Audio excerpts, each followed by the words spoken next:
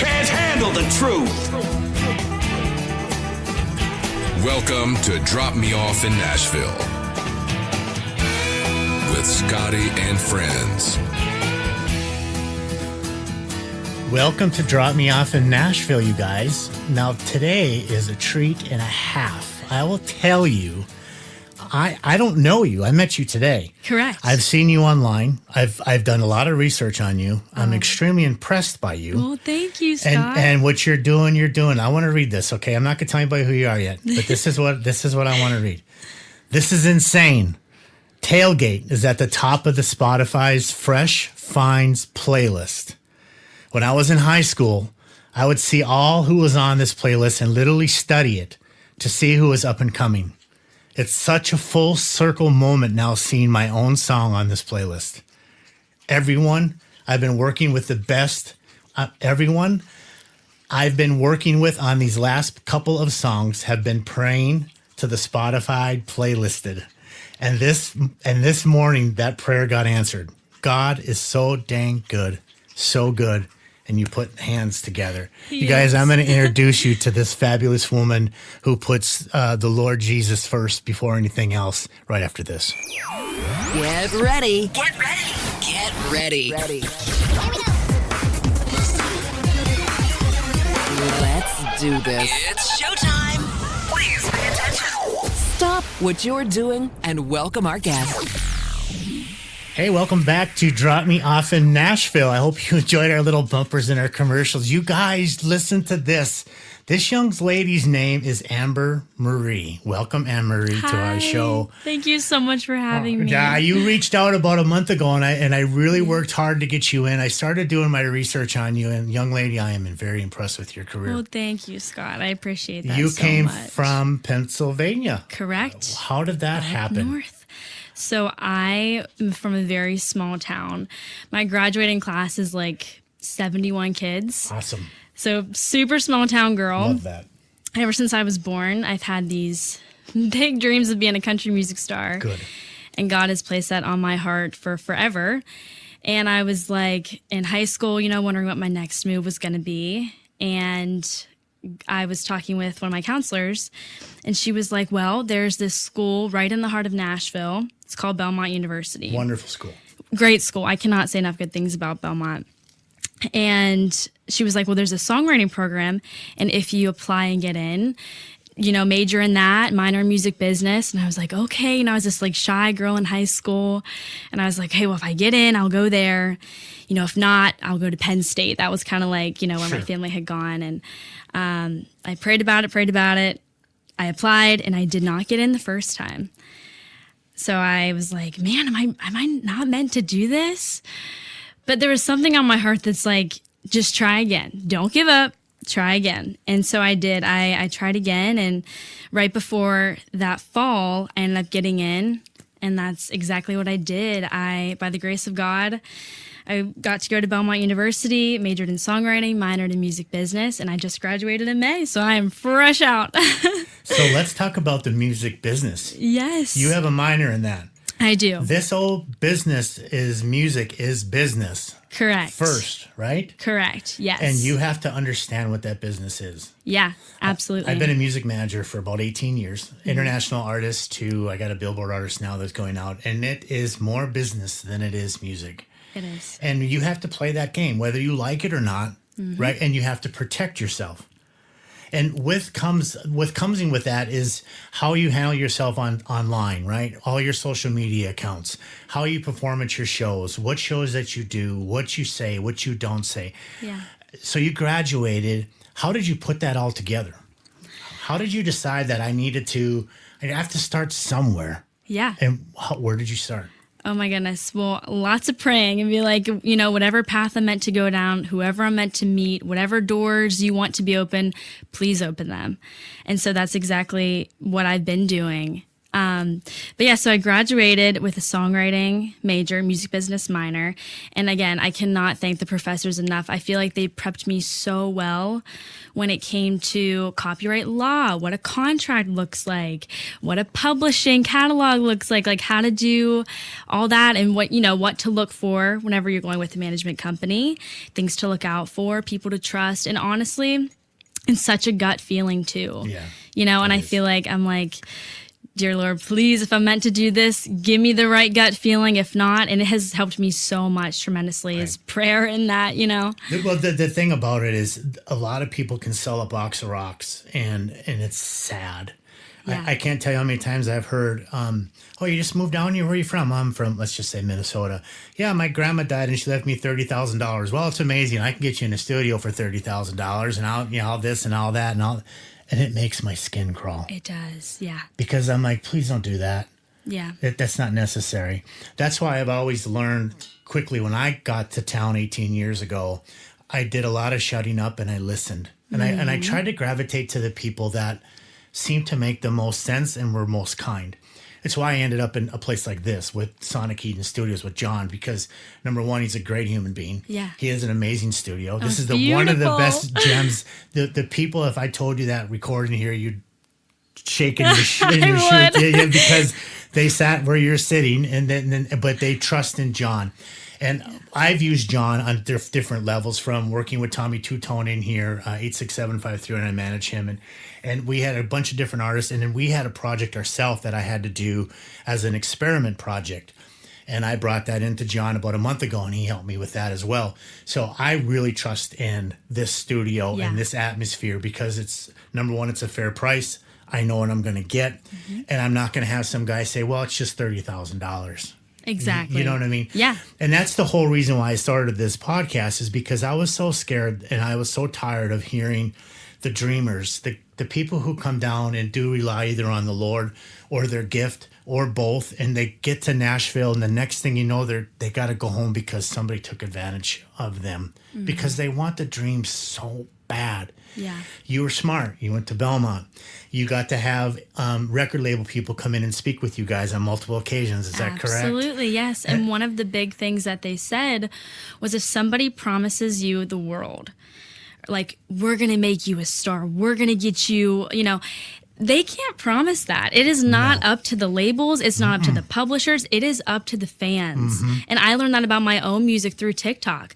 Like, whenever I first posted the chorus of Deserve a Song, I was like, I just wrote it. I was mad at my ex. Like, I was like, I'm just going to put this up there. Like, didn't think anything of it. But the fans took it to a whole new level. I ended up releasing it about a year ago.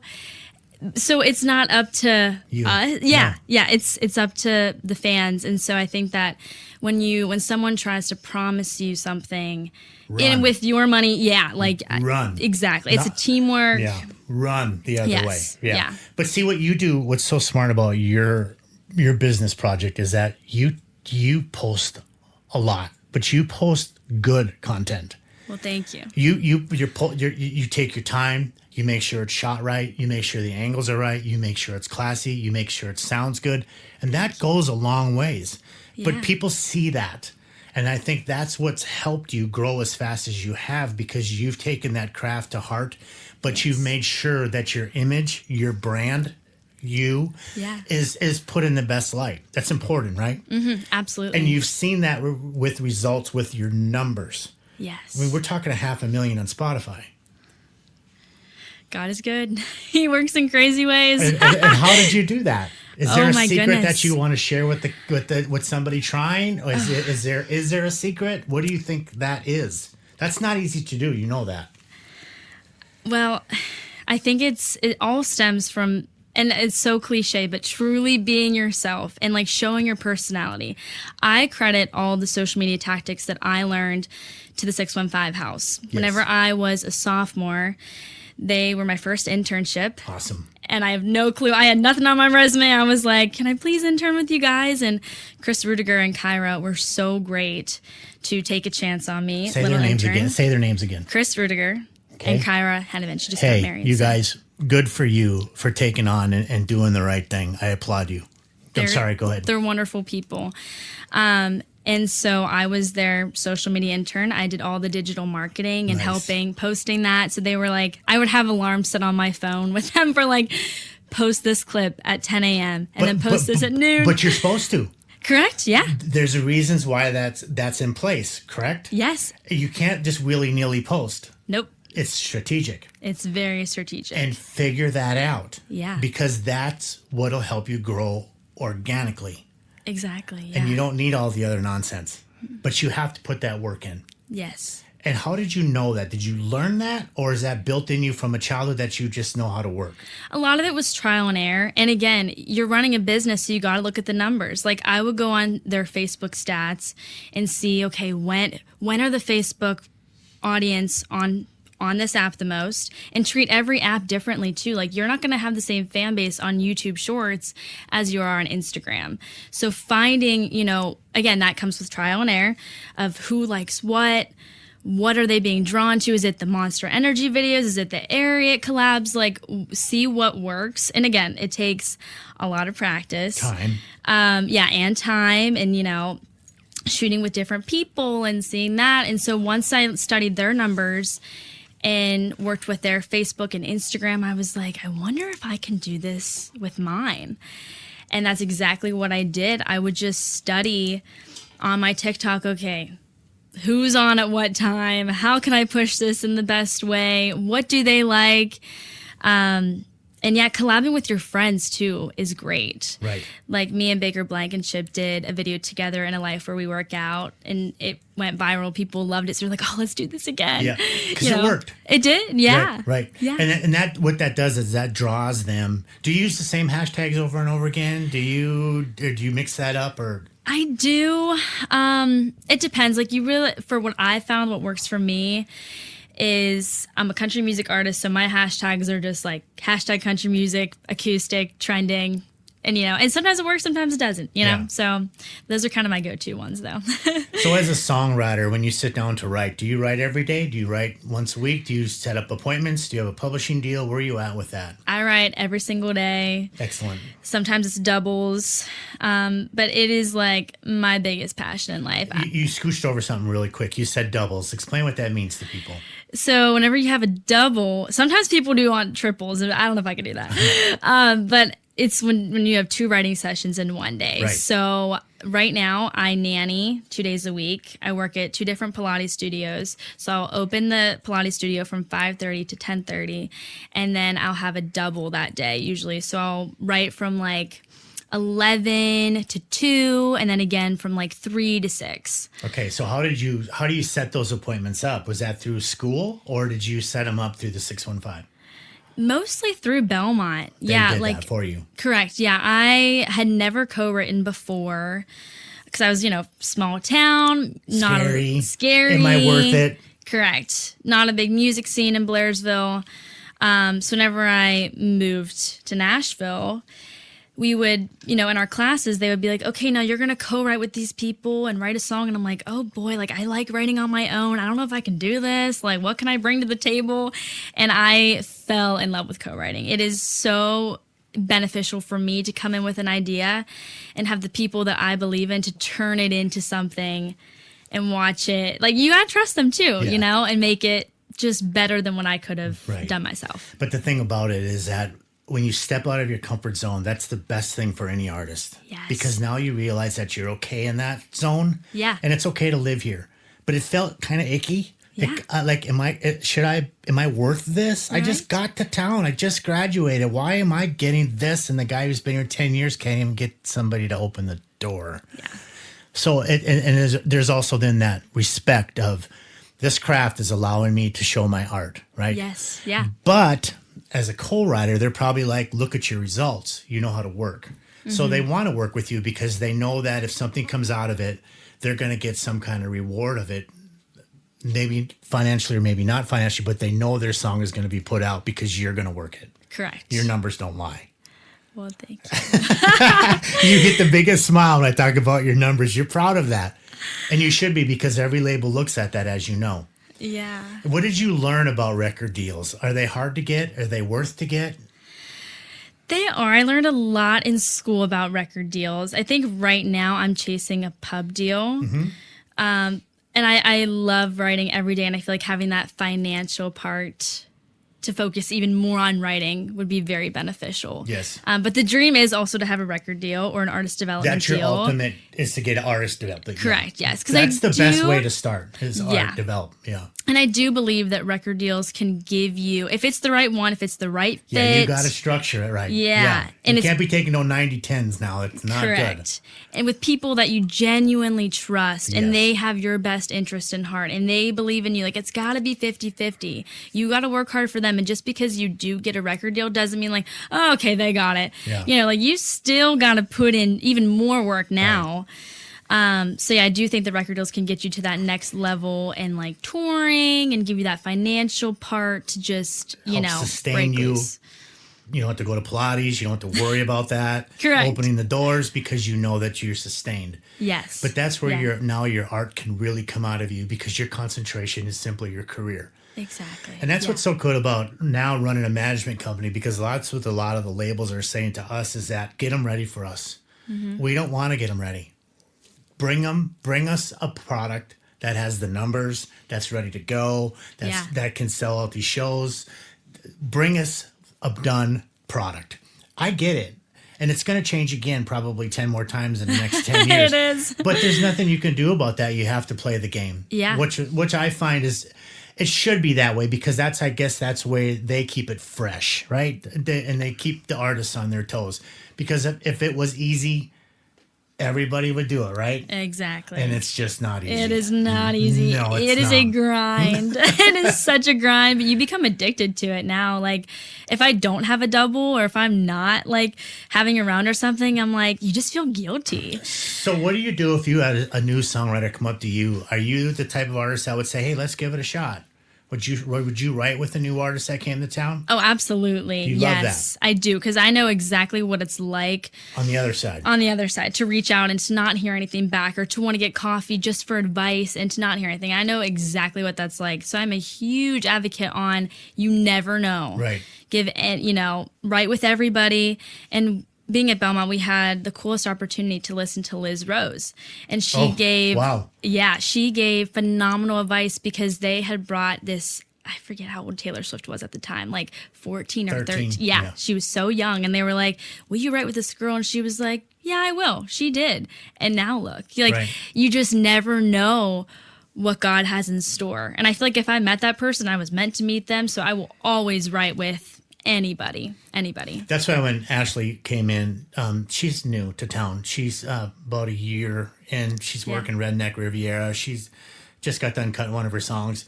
I'm a firm believer of connecting the dots with good people, because if you surround yourself with good people, then good things come, right? Yes. And I like that. So that's why I didn't mean to push her on either one of you guys. I'm glad you did. But it made total sense for you to meet. So when you go back home, you have a little bit of fame now, right? You got down to Nashville. You're doing your thing. Well, how do people treat you? Honestly, the same. Like, it's Excellent. still, I love going home to a small town. And, like, I'm a big family girl. So whenever I do go home, I'm like, going to the coffee shops with my mom and dad and catching up. And they're so supportive. I cannot say enough good things about my family. That's not easy to get, Yeah, a lot of parents, because they love you so much, they go, oh, are you sure you want to do that? It's kind of a dream. But you did it a different way. It's like Allie Colleen, Garth's daughter. She went to Belmont. She did, yeah. But, Garth said, you might make it, and I'm not saying you won't. And I am your dad, but get an education just in case. And she did. Yeah. And it worked. Yeah. It worked for you as well, and you learned a ton. So much. Yeah, because now when you hear things that just don't make sense, you go, oh, that's not really how it works. So you're not really being an honest person. Exactly. Yeah. And it's even more crazy because, again, like in high school, I wasn't out playing shows. Like, I was pretty shy. I hid the music thing for a while. I hear that over and over again. And looking back, I'm like, I don't know why, but whenever I did, like, my parents always knew that it was there, and I don't know how they knew. Like, and that's why I credit them for everything. Like, they're so wonderful, and I thank them so much for believing in me even before I believed in myself. I was like, Mom and Dad. That's awesome. they're phenomenal. They're great people. I'm the middle of 5, my siblings, like, and they all work so hard. We all do such different things, and seeing them work hard at what they do motivates me even more. Yeah. So that middle child too, you like the attention. No, I don't. You're not the youngest, but you're not the oldest. But okay, Mom and Dad, look what I did here too. A little bit, right? A little bit. No, I mean, I was the baby of the family, so I took it to you? a different way. Yeah, I got to prove myself or something in my mind, whatever. No, all my siblings are great people, hard workers, driven as all get out. So they make me want to work even harder at what I do. That's awesome. Hey, listen, you guys, we'll be right back after this.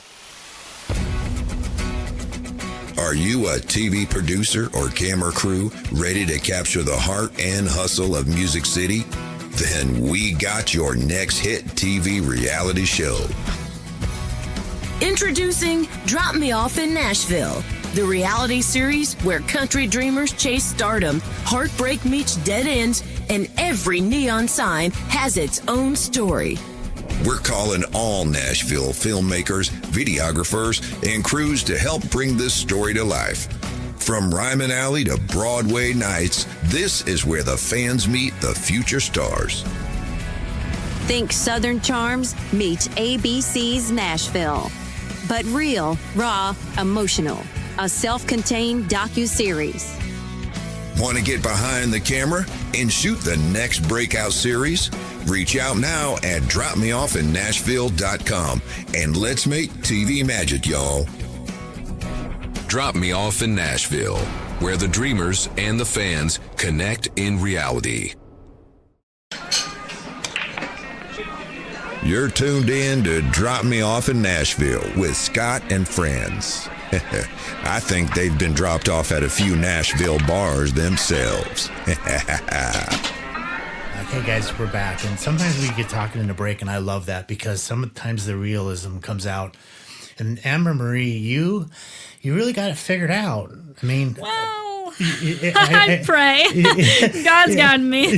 But the thing about it is you're taking what you've learned in school, you applied it, you're working, you're doing your co-writes, you're showing up, you do things like these podcasts, you're putting your music out there, you're doing what an artist does, and you're not blaming anybody but yourself. You're taking all the credit and you're taking all the blame, right? Well, I would not take all the credit. I have wonderful co-writers. God has been so good for blessing me with the best people. I would not take any of the credit. Julia Maury, Alex Lomartier, Jan Harrison, Julia, there's so many. Julia Hutchinson, Aiden Gray. I could go on and on. I have wonderful co-writers who believe in me, and I believe in them just as much. That's important. Yeah. Because it's a friendship. It is. You want to, be able to trust each other and be vulnerable in that room. I mean, you're talking about real life experiences, dates. I mean, Right. Things that go so good in life, things that go so bad, whether it's family. I mean, you got to be able to trust these people, Right. So God has truly blessed me with wonderful people. And again, I believe in them so much. And, I hope they believe in me and we work as a team. Looking back, what has been your proudest milestone so far? Perhaps a release or a performance, or you got to write with somebody special. What's been your biggest moment that you kind of went, wow, that was pretty neat? Oh my gosh, there's been so many just little ones because I feel like you have to celebrate the little successes, Yes. just to keep you going. But lately it's been being playlisted on Spotify Fresh Finds. That was the coolest opportunity to share with Evie Grace Fowler and Julia Maury, who's my co-writer and producer. And so I remember this was like a week ago. I was home over the weekend and Julia texted me and she's like, we're on Fresh Finds. I'm like, really? Like, we've been praying for this for so long. Yeah. And God has been so good. And I looked at him, I'm like, oh my gosh, we're really on there. And I was so proud of them. I was so proud. I mean, Julia, I've been the first person that she's produced. And so I believe in her. That's a moment so for much. her, too. Yeah. So You know I'm what I like, mean? let's celebrate, ladies. Yes. So Fresh Finds, when you get on a playlist like that, that's a pretty big deal. It's not easy to do either. Yeah, it's hard to do. Did your numbers go crazy afterwards? They did. They've been doing great. Ever since. By the blessing of God, yeah. Yeah, Tailgate was put on there. And it's my first song I've had ever Spotify playlisted. So we've just been like soaking in the moment. How are you going to follow that up? And when do you know to release again? Do you have that plan in mind? I do, yes. Yes, we've been planning this for a while now. So I've got a new song, Checking In, coming out on Friday. Checking In? Yes. This Friday? Yes, a little surprise. What's the single. date? It's October 24th. October 24th, yes. It's coming out, okay? Yes. And how are you going to promote that?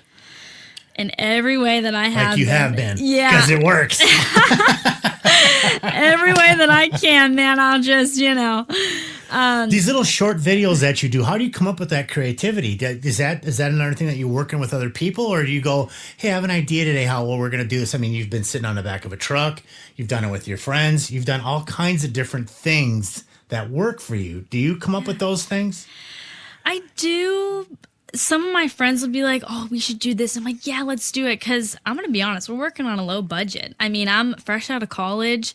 So we'll take what we can and using our resources and we just go shoot some content. Like we use my roommate, Kayla. She's also the biggest blessing in my life. She's been so supportive, so helpful.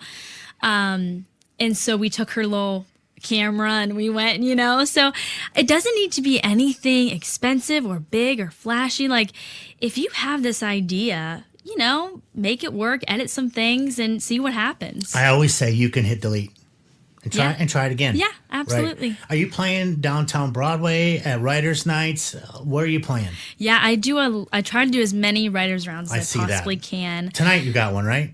I had one last night. It was last night. I'm sorry. I was at the Cambria Hotel with Nashville Tour Stop.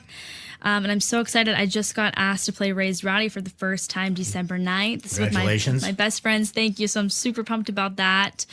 Any round that'll take me, I'm like, I'm there. And I actually just got back from a show in Missouri. Yeah, you said you came in last night? We came back a couple days ago. Yeah, a couple days ago, but yeah, it's been... Are you opening mostly for country artists, for Christian artists, a little bit of both? What are you doing? Are you doing all your own shows? What's happening? So whenever I got asked to go to Mississippi, a friend, my old guitar player, Tyler Gregg, was like, oh, our singer is sick. Can you come? So I'm like, ladies, let's go. We're going on a road trip. It's time to get in the truck. Yeah. And I'm a big believer that like any opportunity that seems like just say yes. I'm a big say yes girl. Like if you ask me to do anything and it's safe, I'm going to be there. Yes. 100%. Good for you. So we went to Mississippi, came back the next day, and then my friend Aiden and his mom, Kyla Walters, they put on a festival in Missouri called the Rosebud Country Music Festival. And a couple of us, some of us met Aiden through TikTok. Aiden Walters, he's phenomenal. He's so talented. Please go check him out. I will. And he was like, a couple months ago, he's like, you want to be in this festival? I'm like, oh, Aiden, I want to be in a festival. No, festivals are great. Oh, it was so fun. That's the one you want to get on. It was so fun. Because it's an easy invite back. It was great. Like the people are phenomenal. Like I cannot say enough good things about Missouri. It was so fun. Kyla and Aiden and their whole family are just great people. So it was a blast to play down there. And yeah, I had my own little set. Me and Julia Maury went. She was my guitar player and harmony girl. So we just had a blast. It was great. That's awesome. So do you think there's challenges for women in country music today? Or do you find it the playing field has gotten better? Do you feel like it's gotten worse? What do you feel about that? Because I have a really strong opinion on it. Do you? I'm kind of curious what yours is. My opinion is I think no matter what, every woman that writes a song that is valued, every man that writes a song that is valued, it shouldn't be scaled in any other way of whether it's good or not. Mm-hmm. And if it's good, it's got to be played. And if it's 100 great women's songs in a row, then that's what it is. Why do we have to put a mix in it? I completely agree. The best should be the best. And it shouldn't matter if we didn't play enough of this person's song, a male song, or we didn't play enough of the best should be played. And if that's 100 great women's songs in a row, we play 100 great women's songs in a row. That's probably not how program directors think of it. But how do you feel about it? I mean, do you feel like it's harder? Do you feel like it's easier? Do you feel like it's something that you have to challenge and get past as a writer, as an artist? I completely agree with what you're saying. The best song wins. And whether it was written by a group of girls, a group of guys, the best song wins. And I'm always a big believer in that. And I feel the same way about a lot of things in life. Like if I'm going to have a nurse, I don't care who, as long as, it's the best nurse. Correct. So that's kind of where I'm a big believer in that. And again, like just being a good person, no matter, that's all that matters to me. Please and thank you goes a long way. It does. Absolutely. And you could tell. Yeah. Yeah. It's not hard to tell who's in it, for the right reasons. It makes a lot of sense. Yeah, for sure. So tell me one thing about you that people don't know. As an artist. Great question. So you get up in the morning, you have a cup of coffee, or you don't, but you go to Pilates. So you have a life besides music, right? Correct. And, yes. And what's something that people would be like, well, that's really sweet that she does that. That's a really great question. I do. I'm a big coffee girl. I love going to coffee shops. It's one of my favorite hobbies. I think that's one of your gifts in there. I think I got your Starbucks card. I think so. You're the best, Scott. I will be using that right after this. I think you either got that or Chick-fil-A, so I don't know which one you got. Either or, I'm grateful. But yeah, I think something that people might not know about me is I grew up, I'm a big R&B fan. I love rap. I love R&B. My brother, I always joke, I credit my big brother, Kyle. Every morning on our way to school, all 5 of us would be in the car, and it's like 7 a.m., and he's blaring Chris Brown and Drake and like Lil Uzi. So I have such a soft spot for that kind of music. I love it. I love the beats. And I think that kind of plays a little bit into my style. So I think that's something that people maybe wouldn't know about me. That's really cool. So listen, when you write a song, Carrie Underwood, when she goes into a studio, we're just use as an example, she sells that lyric brilliantly, right? Mm-hmm. So as a songwriter, you also have to sell that lyric brilliantly. That's not easy, is it? It's not. It's not copying. It's not karaoke back home. When you get to Nashville, you have to write your song from scratch, marry it to the music, find the right team, and then sell that vocal, and then try to get that out there. And that is a process, isn't it? It's not just come here, like go on American Idol and sing a bunch of karaoke songs and then win, and then now what? Yeah. That's why you don't ever hear from them anymore, because you put them in a studio and they can't sell the vocal. Yeah. It's hard. It's not easy, is it? It's not. How did you figure out that craft? And do you still struggle with that or work with that? Because your numbers are showing that you figured it out. Do you feel like you have? I wouldn't say no one's ever really got it fully figured. I feel like you're always trying, new things and that sorts. But my writing style has always been from experience. And I've gotten great advice throughout the years that like no one can tell your story how you can, and has lived it exactly how you can. And I've never been somebody to really go into a room and be like, oh man, I want to sound just like so-and-so. Let's right after that. Because being an artist, you have to write your story and what you know. So that's always worked for me. It's so funny to hear my co-writers be like, so what happened today? And I'm like, oh, I went on this date and this happened. Like, I truly... Now we can start writing. Yeah. I'm truly somebody that like... That's my favorite style of writing, is off experience. If someone has a great hook, right. How can you relate to it? Right. Because no one else, that is your superpower, being a writer and an artist. No one else can tell it exactly how you can, because they didn't live it like you did. I think, and I hope a lot of artists don't get mad at me, but I'll always stick by this. I really believe the songwriter is the artist. Yeah. Because I think a lot of times, and excuse me, artists, for saying this, but the fact of the matter is they karaoke the songwriter's version of what they created. Yeah. And they go in and they put maybe their spin on it a little bit or change the music around a little bit. Mm-hmm. But I think the songwriter is truly the artist. Absolutely. Do you believe that? I do. And I do feel that like an artist, like you have to connect to it. And that's what makes the fans be like, man, that's as real as it gets. And I feel like they have to connect to that in some way to really let it hit home for the fans. I worked with Alison Krauss, his manager. Alison, wonderful, right? Oh, and when she accepts music, it's no music, it's just words. She doesn't want to be inspired by the writer. She wants to sell it her way. Yeah. I find that extremely impressive. That is a different. Because I don't hear that very often. But when I heard it from her, ever since I have heard that from her management team, I've always went, wow. You are a true artist, ma'am, because she's phenomenal. Yeah. So if I could say, I'm gonna give you one wish, Amber. You could have anybody you want in the world, alive or dead, to write with or do a collaboration with. Who would that be? That is a fantastic question. Oh my goodness. Right now, I'm a huge fan of Priscilla Block. She just dropped her latest album, and that's been on my repeat. Again, back to my R&B roots. Chris Brown, one of my favorites. I love his music, like the beats and melodies and stuff like that. Oh, that's a great question. There's so many. That's the whole thing. So, but think about this. So, you're a writer. You could be on that path, right? You don't know what tomorrow's going to bring. You don't know what God's plan is for you. Yeah. You could be on that plan. So if you did get into that situation where, okay, tomorrow they're calling you and their management team's going, hey, listen, Amber Marie, I need you to write with whoever your dream person is. What would you do and how would you go into that session? Would you go in with a notebook full of ideas? Would you go in, let's just do it like I do every other song? What do you think? How would you handle that? I would stay exactly like true to myself, how Perfect. I have been, of like, this happened and help me bring this story to life, you know? Right. Because at the end of the day, we're all just people. Because you got there because of that path. Yeah. So why go off it, right? Yes. And it's so important to trust yourself too. And, you know, that's been something that I've had to learn over the years of like, being in like a cool meeting or with somebody cool, it's like, man, do I deserve to be here? Having that doubt. Like, I felt that so much. But I'm like, God would not give you anything that you could not handle.